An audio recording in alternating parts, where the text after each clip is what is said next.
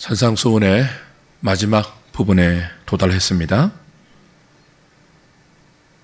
이제 다음 주에 28절, 29절을 살핀 후에는 히브리서를 통해서 이 어려운 시대에 그리스도인들이 어떻게 믿음으로 살아야 할지를 함께 생각하려고 합니다. 산상수훈의 마지막 부분에 도달했으니 지금까지 우리가 세상 속의 그리스도인이라는 주제로 살펴본 내용들을 조금 복습할 필요가 있겠죠. 먼저 5장 1절부터 12절은 하나님의 백성들은 팔복이라는 독특한 내면적 특징들을 하늘로부터 받았다. 그렇게 말씀했습니다. 5장 13절에서 16절까지는 그 독특한 팔복의 특징을 어떤 이유에서든 숨기지 않고 일상 속에서 드러내어 세상의 빛과 소금으로 존재하는 사람들이 그리스도인임을 확인했습니다. 5장 17절부터 48절까지는 어떤 내용이었죠? 천국 백성들은 하나님의 말씀을 삶의 표준으로 삼되 서기관과 바리새인으로 대표되는 인간의 의를 자랑하지 않고 예수 그리스도의 의를 믿음으로 옷 입고 사는 사람들이었죠. 6장 1절부터 18절까지는 세상 속의 그리스도인은 사람 앞에 보이기 위한 외식으로 구제와 기도와 금식을 동원하지 않습니다. 오직 하나님 앞에서 엄밀히 보시는 하나님 앞에서 모든 신앙적 행위를 경주하죠. 6장 19절부터 34절까지는 세상 속의 그리스도인은 이 세상이라는 무대를 살 때 하나님과 재물을 겸하여 섬기지 않고 재물 때문에 염려하지도 않고 먼저 그의 나라와 그의 의를 구하면서 보물을 땅이 아니라 하늘에 쌓아두는 사람들이었죠. 7장 1절부터 6절까지는 어떤 내용이었습니까? 천국 백성들은 남의 눈에 티가 보여서 정죄하고 싶은 마음이 들 때 자기 눈에 있는 들보를 보면서 자신을 성찰하는 사람들이었습니다. 7장 7절부터 12절까지는 이 모든 산상수훈의 결론으로 구하고 찾고 두드리는 기도로 성령의 능력과 은혜를 사모하면서 남에게 대접받고자 하는 대로 남을 대접하는 이웃 사랑의 삶을 구현하기 위해서 힘쓰고 애쓰는 자들, 그들이 바로 세상 속의 그리스도인이라는 산상수훈의 결론적 메시지를 받았습니다. 그리고 7장 13절부터 20절까지는 그렇게 살기 위해서 거짓 선지자들을 삼가고 참스성, 참 목자의 가르침을 따라서 좁은 문, 좁은 길을 가야 한다는 말씀을 들었습니다. 그리고 오늘 이제 이 마지막 부분에서는 이 모든 것들을 종말론적으로 마무리하는 주님의 음성을 듣게 됩니다. 본문 21절이죠. 21절 다시 보십시오. 나더러 주여 주여 하는 자마다 다 천국에 들어갈 것이 아니요 다만 하늘에 계신 내 아버지의 뜻대로 행하는 자라야 들어가리라. 예수님은 내 아버지의 뜻대로 행하는 자라야 천국에 들어갈 수 있다고 입술의 말과 행함을 대조해 주십니다. 문맥을 따르면, 지금까지의 문맥을 따르면 여기 행함은 산상수훈의 내용을 삶으로 살아내는 것을 의미하겠죠. 그러나 전제가 있습니다. 그냥 살아내는 것이 아닙니다. 그냥 행하는 것이 아닙니다. 내 아버지의 뜻대로입니다. 산상수훈을 인간적인 윤리 규범 정도로 생각하고 무저항, 비폭력, 반권력 운동과 같은 휴머니즘으로 해석하는 사람들이 있죠. 마하트마 간디, 톨스토이 같은 사람들이에요. 그러나 그렇게 이 산상수훈에 나타난 주님의 말씀을 윤리적, 도덕적 규범으로만 한정시킨다든지 그리스도에 대한 정당한 믿음 없는 인간의 휴머니즘에 근거한 인권운동 정도로 해석해서 행하는 것은 아버지의 뜻대로 행하는 것이 아닙니다. 내 아버지의 뜻대로 행해야 천국에 들어갈 수 있는데요. 아버지의 뜻대로 행하는 것이 무엇일까요?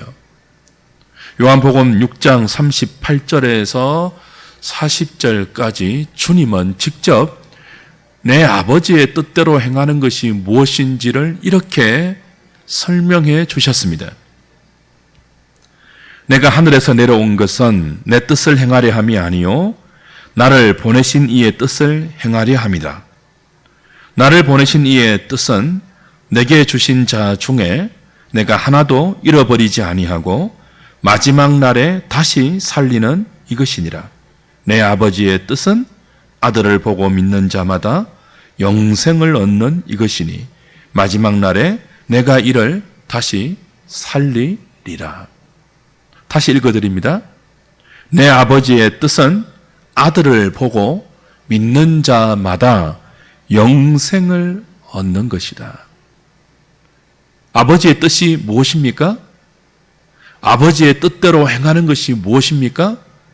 아버지가 보낸 아들을 보고 그 아들을 믿어 영생을 얻는 거예요. 그러니 내 아버지의 뜻대로 행하지 않으면 천국에 들어가지 못한다. 내 아버지의 뜻대로 행하는 자라만 천국에 들어간다는 말씀은 다른 말로 하면 아들을 믿지 않고는 천국에 들어가지 못한다. 하나님의 독생자이신 예수 그리스도를 믿는 자만 천국에 들어갈 수 있다는 말이죠.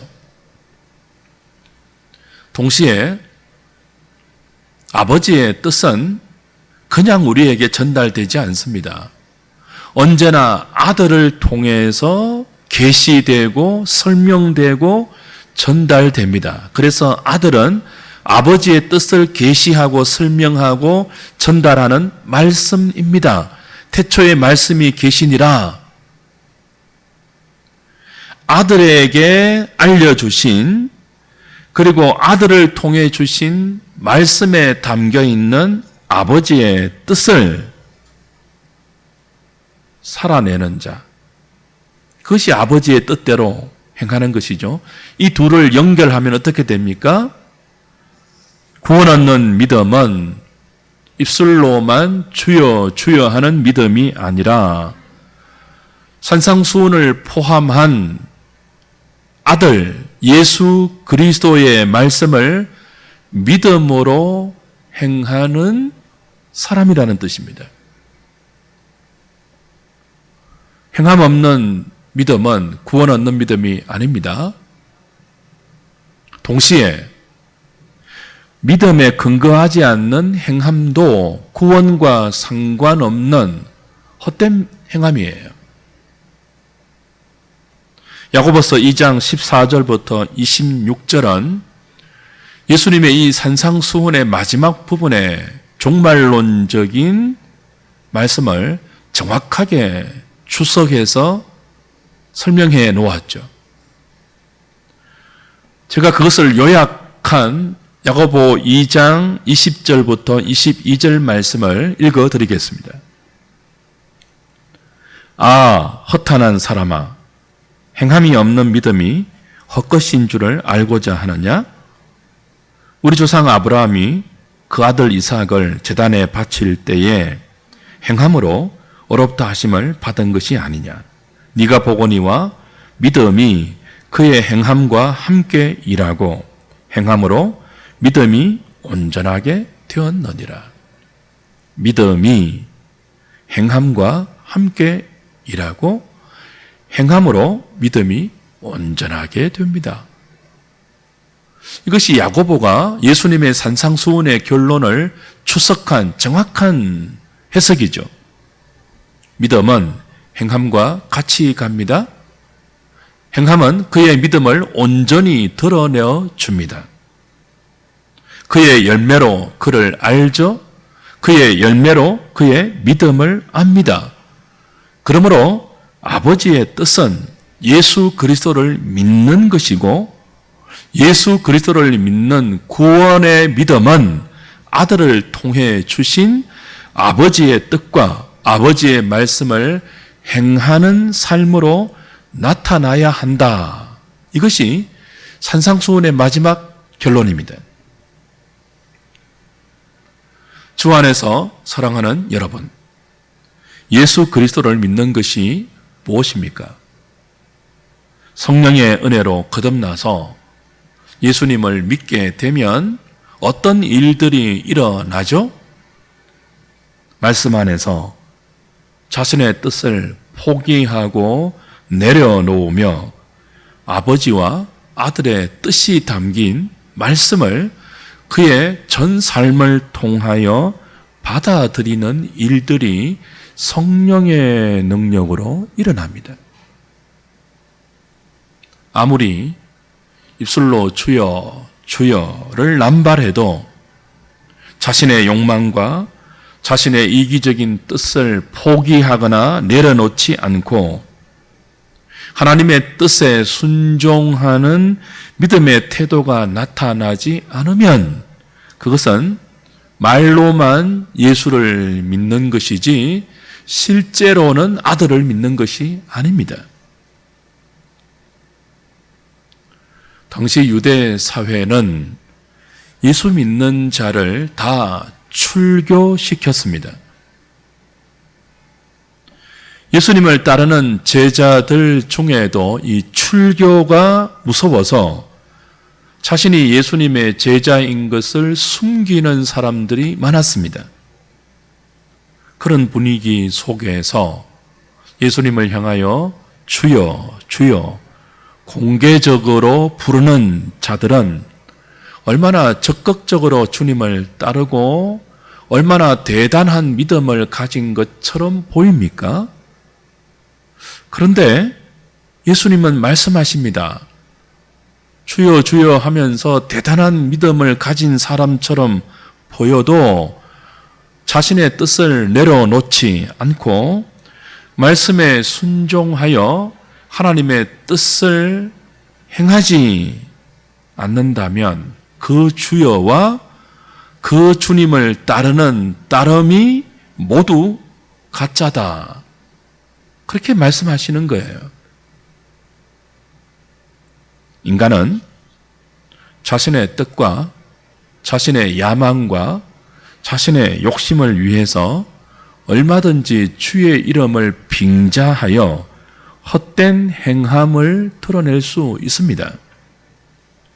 활동 분야만 바뀌고 세상의 목마름이 종교적 목마름으로 대체되었을 뿐 본질적으로 조금도 변화되지 않고 얼마든지 주여 주여 하면서 헛되게 행할 수 있는 존재가 타락한 본성을 가진 모든 인생들입니다. 주 안에서 사랑하는 여러분, 예수님은 우리에게 거창하고 대단한 것을 요구하지 않습니다. 주여 주여 하면서 주의 이름으로 선지자 노릇하지 않아도 됩니다. 주의 이름으로 귀신을 쫓아내지 않아도 됩니다. 주의 이름으로 많은 권능을 행하라고 요구하시지도 않습니다. 그러나 우리가 주님을 믿는다면 아버지의 뜻이 담긴 아들을 믿고 따라간다면 말씀 속에서 아버지의 뜻을 묻고 분별하여 아주 작은 것 하나라도 믿음으로 행해야 한다고 말씀하십니다. 귀신을 쫓아내지 않아도 돼요. 권능을 행하지 않아도 돼요. 주의 이름으로 선지자 노릇하지 않아도 돼요. 그러나 우리의 믿음이 참된 믿음이라면 아버지와 아들의 뜻이 담겨있는 말씀을 통하여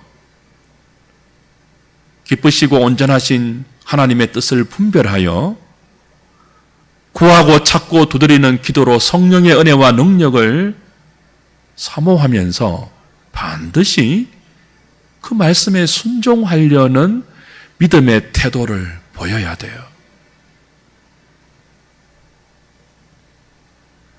천국 백성들의 믿음은 주여 주여 하는 입술만의 믿음이 아니죠. 마음으로 믿어서 입술로 시인하는 믿음이고요. 몸으로 주의 뜻을 행하는 몸의 믿음입니다. 그런즉 너희 몸을 하나님이 기뻐하는 거룩한 산 제사로 드리라 아닙니까? 여기서 한 가지 유의해야 할 것이 있죠. 본문을 피상적으로 보면 마치 예수님이 행함을 강조하는 것처럼 보입니다. 그러나 더 중요한 것은 행함의 기초입니다. 행함의 원천입니다. 주님의 지적은 행함 그 자체가 아닙니다. 행함은 있는데 아버지의 뜻대로 행하지 않은 것을 지적하시죠. 불법입니다. 행하되 믿음으로 행하지 않는 것은 다 불법이라고 하십니다. 행함이 이때 말씀에 근거하지 않은 행함은 다 불법이라고 하십니다. 행하지 않은 것이 아니에요. 행했습니다. 선지자 노릇했고요. 권능도 행했고요. 귀신도 쫓아내었습니다. 기도도 했고 구제도 했고 금식도 했습니다. 설교도 멋있게 했고 좋은 가르침도 베풀었습니다. 그러나 그 모든 것들을 하나님의 아들을 믿는 믿음으로 하지 않고 지금까지 주님께서 말씀하신 산상수훈에 담긴 원리와 정신과 내용으로 행한 것이 아니라면 다 불법이래요.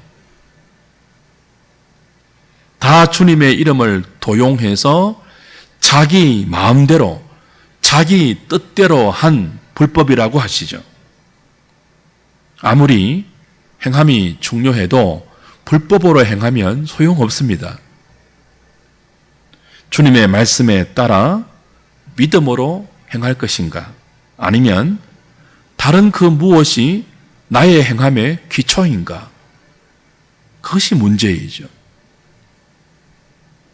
오늘 본문은 여기에 근거해서 지금 우리의 삶을 장차 있을 하나님의 심판대 앞으로 이끌어 갑니다.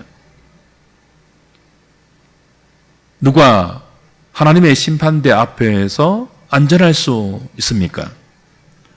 주님의 이름으로 선지자 노릇한 사람들, 주님의 이름으로 귀신을 쫓아낸 사람들, 주님의 이름으로 많은 능력을 행한 자들까지 불법을 행한 자들로 판결받고 하나님 앞에서 쫓겨났다면 누가 하나님의 심판대 앞에서 안전할 수 있죠? 인간의 행함으로는 아무도 하나님 앞에서 안전할 수 없습니다. 그래서 성령으로 거듭나서 구원을 얻은 사람들, 그 구원 얻는 믿음을 가지고 세상이라는 무대를 살아갔던 사람들은 자기의 선행, 자기의 능력, 자기의 공로, 자기의 모든 드러난 행위들을 조금도 의지하지 않습니다. 의지할 수가 없습니다. 모든 것들을 구하고 찾고 두드리면서 성령님이 주시는 능력과 은혜를 의지하는 믿음으로 행했기에 자기가 열심히 행해놓고도 그 행함을 자기 것으로 생각하지 않죠. 주님 앞에 내어놓을 것이 아무것도 없다고 생각합니다. 하나님께서 아들을 통하여 성령을 통하여 다 주셨다고 생각하지 내 능력으로, 내 실력으로, 내 지혜로, 내 노력으로, 내 땀으로 하나님 앞에 내어놓을 그 무엇도 없다고 생각하는 사람들이 구원 얻는 믿음을 가진 그리스도인들이에요. 그것이 말씀을 따라 행한 사람들, 믿음으로 행한 사람들의 특징이죠. 하나님은 이런 자를 당신의 심판대 앞에서 인정해 주십니다. 착하고 충성된 종이라고 인정해 주십니다. 마태복음 25장 31절부터 46절을 보면 양과 염소의 비유가 나옵니다. 마지막 심판대 앞에서 예수님이 양과 염소를 구분하십니다. 아버지가 예비한 영원한 하나님의 나라를 상속받을 양들은 오른편으로 구분하시는데요. 이 양들의 특징이 있습니다. 무엇입니까? 자신들이 주님 앞에서 행한 모든 일들을 조금도 기억하지 못하는 거예요. 주여, 우리가 언제 주님을 대접했습니까? 주님, 우리가 언제 주님이 줄일 때에 먹였고 주님이 헐벗을 때에 입혀 주었고 언제 우리가 주님이 나그네 되었을 때에 영접했습니까? 우린 그런 적 없습니다. 자신이 행한 일을 기억 못해요. 예수님이 지극히 작은 소자 하나에게 행한 것이 곧 나에게 행한 것이라고 해도 그걸 기억 못해요. 반대로 바깥 어두운 데로 쫓겨나서 마귀와 함께 영원히 저주를 받을 왼편으로 구분된 염소들의 특징이 무엇이죠? 자기들이 행한 것을 다 기억하는 거예요. 그들은 주님 앞에 반문하고 항의합니다. 우리가 언제 주님을 대접한 적이 없습니까? 우리가 언제 주님의 이름으로 행한 것이 없습니까? 이것도 행하고 저것도 하지 않았습니까? 다 기억해요. 사랑하는 여러분, 말씀 안에서 믿음으로 하나님의 뜻을 분별하고 기도로 성령의 은혜를 구하며 살았던 사람들은 자신의 최선을 다해 말씀에 순종하는 삶을 살려고 애쓰고 노력합니다. 그러나 그 모든 것들을 잊어버리죠. 자기가 한 것이 아님을 알기 때문입니다. 그 순종, 그 행함이 자신의 공로, 자신의 힘, 자신의 실력이 아니라 오직 아버지와 아들이 성령을 통해서 주신 은혜와 능력의 열매임을 알기 때문입니다.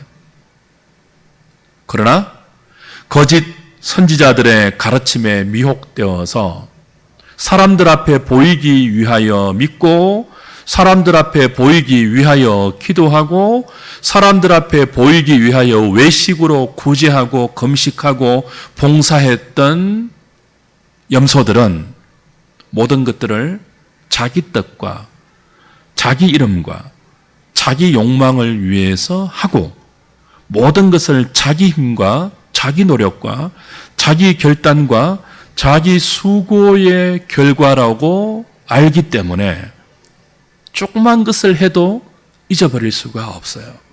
어떻게 잊을 수가 있겠습니까? 자기가 다 한 것인데. 행여 다른 사람들이 알아주지 않으면 섭섭하고 화를 내죠.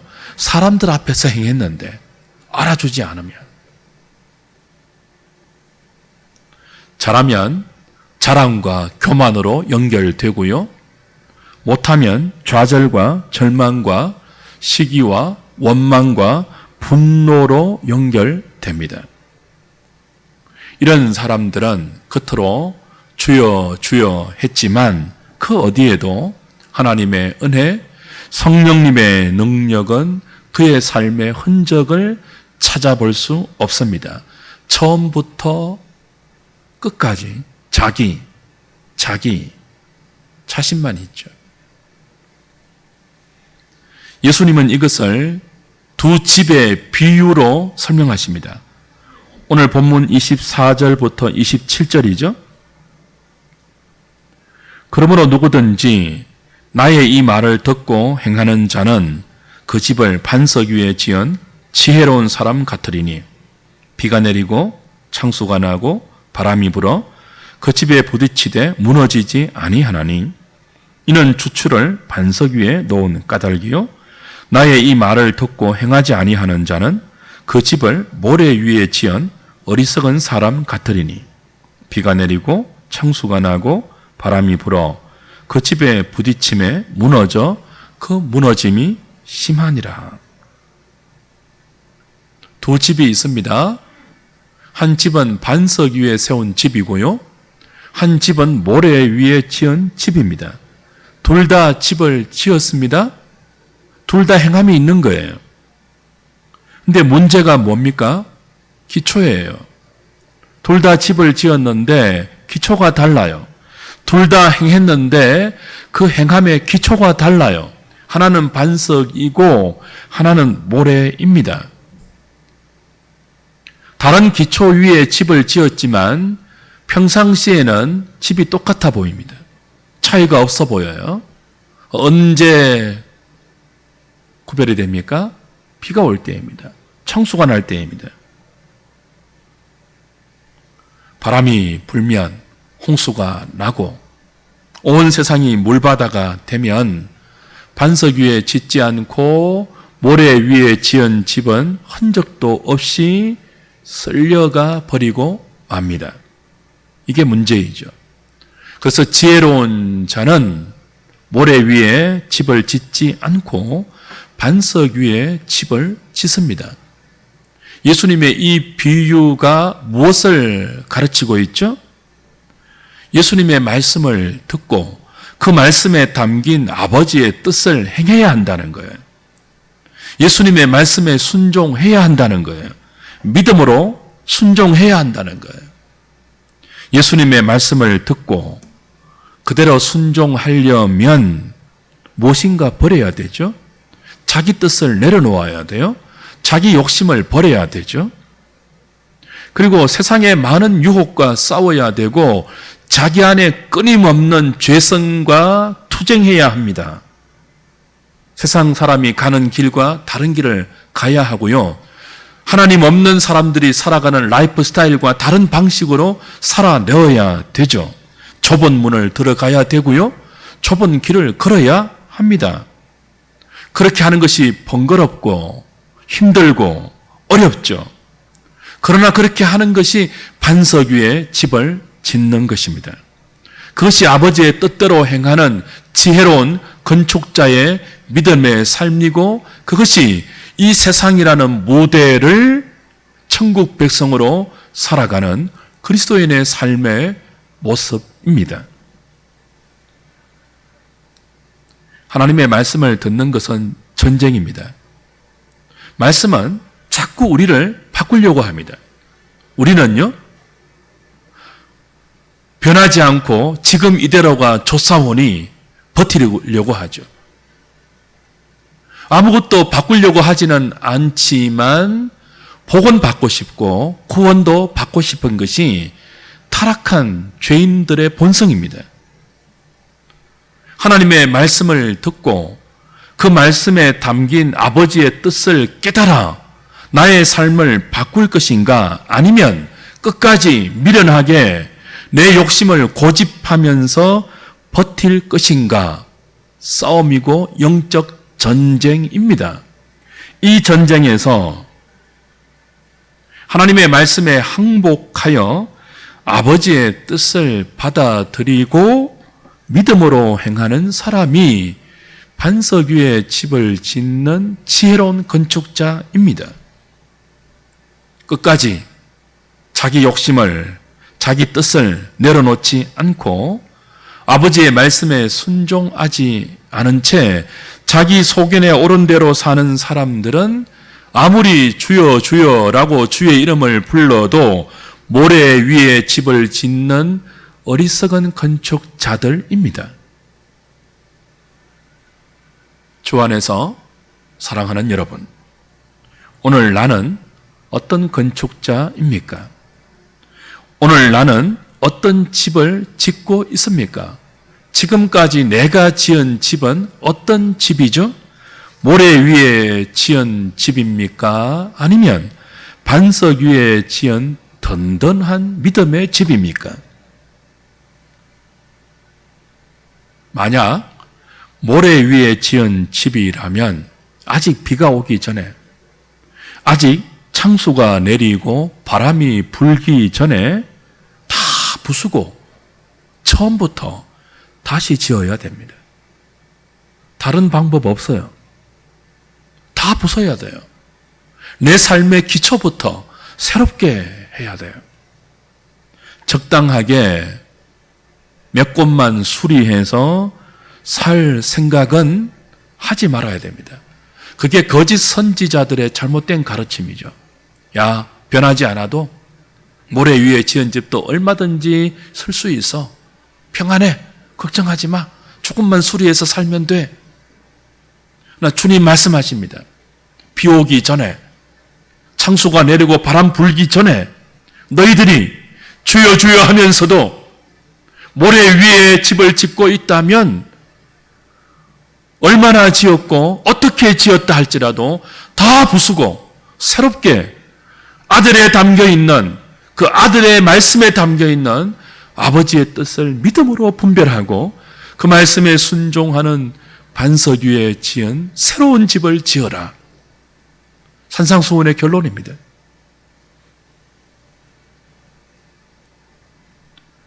넓은 길을 가는 것이 쉬울까요? 좁은 길을 가는 것이 쉬울까요? 모래 위에 집을 짓는 것이 쉬울까요? 반석 위에 집을 짓는 것이 쉬울까요? 좁은 문을 들어가고 좁은 길을 걸어가려면 자기를 부인해야 하고요. 자기 죽음의 십자가를 져야 합니다. 반석 위에 집을 세우려면 힘들게 반석을 껴야 합니다. 그 위에 돌을 쌓아야 하죠.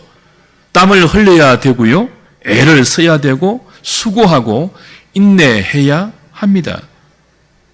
많은 사람들이 좁은 길이 아니고 넓은 길을 가며 반석 위가 아니고 모래 위에 집을 짓는 이유가 거기에 있습니다.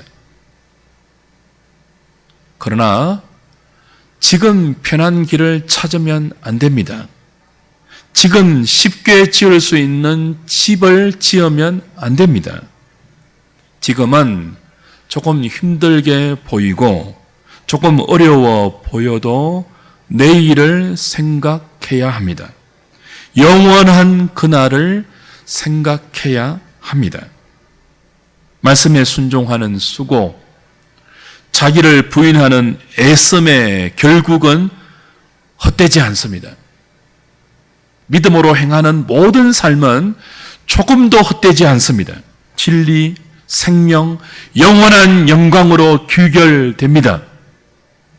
그 영광의 부요함을 아는 사람들, 그 좁은 길을 가는 내내 여호와의 선하심을 맛보아 안다는 믿음의 확신이 있는 자들은 좁은 길도 기쁘게 갑니다.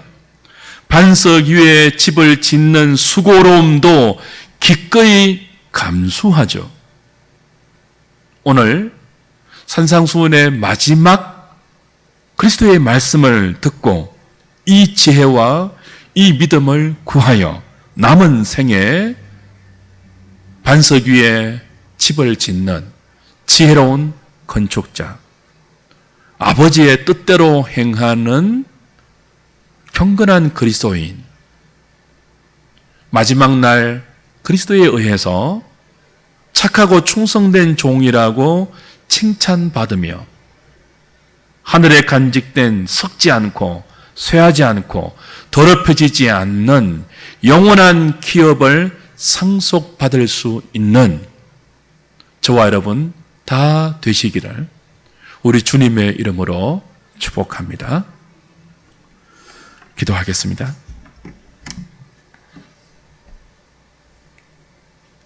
하나님,